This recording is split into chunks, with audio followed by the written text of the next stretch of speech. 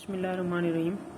आज हम कारचर K3 को असेंबल करेंगे और मैं आपको बताऊंगा कि ये प्रोडक्ट के साथ क्या क्या चीज़ें अवेलेबल होती हैं और क्या क्या चीज़ें आपको मार्केट से ख़रीदनी पड़ती हैं इसको यूज़ करने के लिए। तो स्टार्ट करते हैं। बेसिकली मैंने इसके व्हील्स लगा दिए। ये आप पुश करके इसको लगा सकते हैं, बड़ी इजीली ये लग जाते हैं। अच्छा, इसमें यहाँ पे पानी का इनलेट है, इनलेट होज यहाँ पे लगता है। इसके अंदर एक फ़िल्टर ऑलरेडी इंस्टॉल्ड है। तो आपको बेसिकली इस यहाँ पे होज पाइप कनेक्ट करना है, लेकिन होज पाइप जो गार्डन पाइप जिसको बोलते हैं वो इसके साथ अवेलेबल नहीं है, वो पैकेज का हिस्सा नहीं है। सिर्फ आपको यहाँ पे कनेक्ट करने के लिए एक ब्लैक कनेक्टर दिया जाता है जो कि आपको नज़र आ रहा है, और ये मैंने आफ्टर मार्केट जो है इसको परचेज़ करने के बाद आप इस्तेमाल नहीं कर सकते जब तक आपके पास ऐसा पाइप ना हो। लेकिन प्रॉब्लम ये है कि इसमें आपको थोड़ा सा स्टर्डी पाइप चाहिए होता है जिसमें ये मैश या वायर हो, ताकि जब ये सक करे वाटर मशीन तो ये बेंड ना हो। तो ये मैंने लिया, लेकिन इसमें अब प्रॉब्लम ये है कि ये पाइप थोड़ी सी बड़ी होती है और इसका जो कनेक्टर है वो थोड़ा सा छोटा होता है, तो इस पे आपको ये क्लिप लगानी पड़ती है। क्लिप लगाने के बाद प्रॉब्लम ये होती है कि आपको इसको रोटेट करके स्क्रू ऑन करना होता है। तो जब आप इसको रोटेट करते हैं तो ये पाइप, चूँकि अगर आप बड़ा पाइप चाहते हैं तो आपको बहुत ज़्यादा मुश्किल होगी इसको लगाने में। इसलिए आपको इसके साथ शायद एक कनेक्टर आता है जो कि पाकिस्तानी मार्केट में शायद आपको ना मिले, लेकिन दराज से आप परचेज़ कर सकते हैं, जिसको ये इजी कनेक्टर बोलते हैं, इजी या क्विक कनेक्टर। तो ये पाइप उसमें लग जाएगा और वो इजी कनेक्टर जो है वो आप जिस तरह बटन की तरह है वो उसको प्रेस करते हैं तो वो लॉक हो जाता है खुद ही यहाँ पे इसके साथ। तो वो कनेक्टर लेना पड़ेगा, वो इसके साथ बेसिकली लॉक हो जाता है। पाइप आप उस कनेक्टर में लगाएंगे और वो कनेक्टर जो है आप इधर लगा देंगे बेसिकली। तो अभी के लिए तो मैंने ये किया है कि मैं इसको रोटेट करके किसी तरह जो है वो लगा देता हूँ। दूसरा, आप इसमें ये कर सकते हैं कि अगर आपके पास कोई और ऑप्शन नहीं है और आप इसी तरह करना चाह रहे हैं इसको, तो आपको फिर ये पाइप जो है इसको छोटा करना पड़ेगा। जितना आप इसको छोटा रखेंगे उतना जो है आप इसको ये कनेक्टर को इजीली लगा पाएंगे। लेकिन मैंने चूंकि पाइप बड़ी रखी है इस वजह से मुझे बहुत मुश्किल हुई ये कनेक्ट करने में। पहले दिन तो आप इसको यूज़ भी नहीं कर सकते क्योंकि आपके पास ये पाइप अवेलेबल होना चाहिए, होस पाइप। अगर आपके पास नहीं है तो आप इसको यूज़ नहीं कर सकते। तो ये आज मैंने मार्केट से लिया। ये मुझे पड़ा है पाइप जो है 35 रुपये फीट के हिसाब से पड़ा है। तो जितना आपको चाहिए वो आप मार्केट से ले सकते हैं, बट ध्यान रखिएगा कि आप इसमें सिंपल जो होस पाइप है वो ना लें। आप थोड़ा सा स्टर्डी और इस तरह का पाइप लें जो हैवी बिल्ड हो, ताकि जब मशीन सक करे वाटर तो ये इस तरह बेंड ना हो। अब इसको लगाने का क्या तरीका है। इसमें एक तो आपके पास ये मशीन वाला पार्ट है, व्हील्स सेपरेट होते हैं, व्हील्स आप लगा देते हैं। इसके साथ साथ आपको कुछ एक्सेसरीज मिलती हैं जो कि बेसिकली इनके पार्ट्स होते हैं। इसके साथ आप देख रहे हैं एक गन है, और उसी गन के साथ जो है ये दो टाइप्स के गन की एक्सटेंशंस हैं। एक जो है वो हैवी प्रेशर के लिए होता है, इसको आप वेरी नहीं कर सकते, ये हाईएस्ट प्रेशर पे ही वाटर थ्रो करता है और स्ट्रेट लाइन में थ्रो करता है। जबकि दूसरा जो है इसको ये वेरियो बोलते हैं। इसमें प्रेशर को कम और ज़्यादा करने की ऑप्शन होती है। सॉफ्ट पे रखेंगे तो स्लो फेंकता है पानी, और अगर इसको आप हार्ड करेंगे तो ये बहुत ज़्यादा प्रेशर के साथ पानी जो है वो डिस्चार्ज करता है। तो ये एक्सटेंशन इसके साथ हैं जिनको आप यहाँ पे लगा भी सकते हैं। इनको इजी प्लेस करने के लिए यहाँ पे जगह बनी हुई है और आप इनको इजीली लगा सकते हैं, जो कि हम एंड पे करेंगे। अभी मैं इसको रख देता हूँ साइड पे। इसके साथ आपको मिलते हैं ये 4 स्क्रूज, और इसका कवर मिलता है जो कि बैक पे लगता है, प्लस एक कवर बैक पे ये भी ये कवर भी बैक पे लगता है।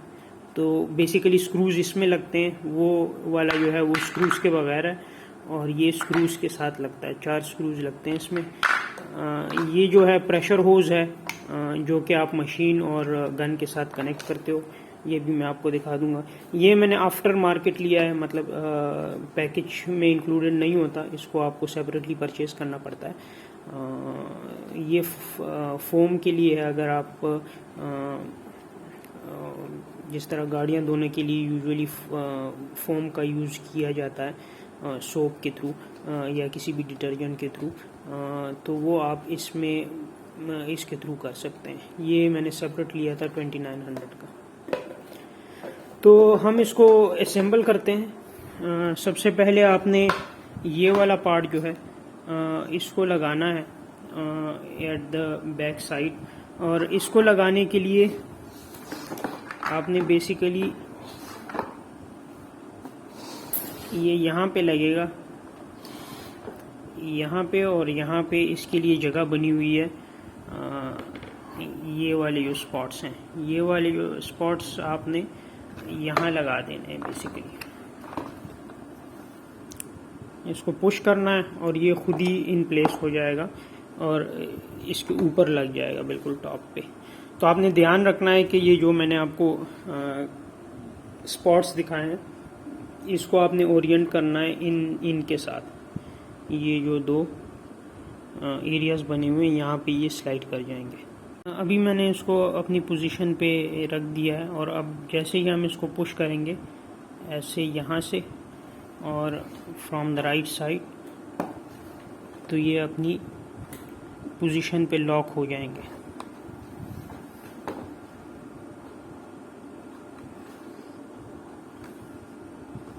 ये अपनी पोजीशन पे आ गए। अब आपने जो इसकी बैक पे कवर है वो लगा देना है 4 स्क्रूज की मदद से। तो ये कवर जो है वो यहाँ पे लगेगा 4 स्क्रूज की मदद से। आपने देख लेना है कि किस ओरिएंटेशन में लगना है। तो ये बिल्कुल फिक्स लगेगा, अपनी पोजीशन में लगेगा, कोई उसमें जो है वो गैप नहीं होना चाहिए। यहाँ पे करके आपने स्क्रूज टाइट कर देना है। तो अब मैंने इसके स्क्रूज यहाँ लगा दिए हैं और इसको टाइट कर दिया। अब आप देखें कि ये कंप्लीट जब होता है तो ये ऐसे हो जाता है। इसकी हाइट काफ़ी इंक्रीज़ हो जाती है और आप इसको इजीली जो है कैरी कर सकते हैं।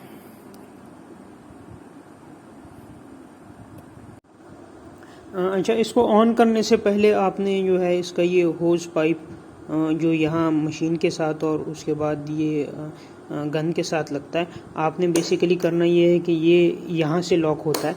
आप इसको ऊपर रखें तो ये खुला हुआ है। अब आपने ओरिएंटेशन देखनी है कि इसको उसकी शेप के मुताबिक जो है आपने इस तरह इसका ये वाला फ्लैट स्पॉट जो है ये फ्लैट रहेगा, ऊपर की तरफ रहेगा।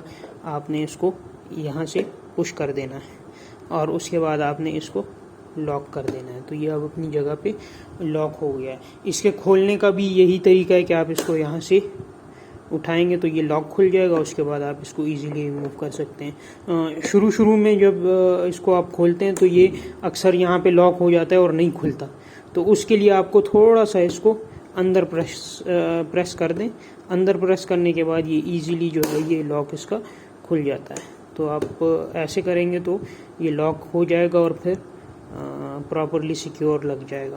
अच्छा, होस पाइप का दूसरा एंड भी इजीली उसी तरह लगेगा जिस तरह ये मशीन में लगता है। यहाँ भी उसी तरह लॉक है और आप उसको उसकी शेप के मुताबिक जो है वो पाइप इंसर्ट कर देंगे। उसके बाद ये येलो वाला लॉक जो है वो लगा देंगे तो ये यहाँ लॉक हो जाएगा। उसके बाद आपने यहाँ पे वेरियो या जो गन की एक्सटेंशन है जहाँ से पानी थ्रो होता है वो आपने इसमें लगा देनी। वो भी इजी है, जिस तरह आप स्क्रू टाइट करते हैं उसी तरह आप उसमें उस वेरियो को भी वेरियो लेंस को जो है वो ऐड कर सकते हैं इधर। और उसके बाद आपने उसको प्लग इन करके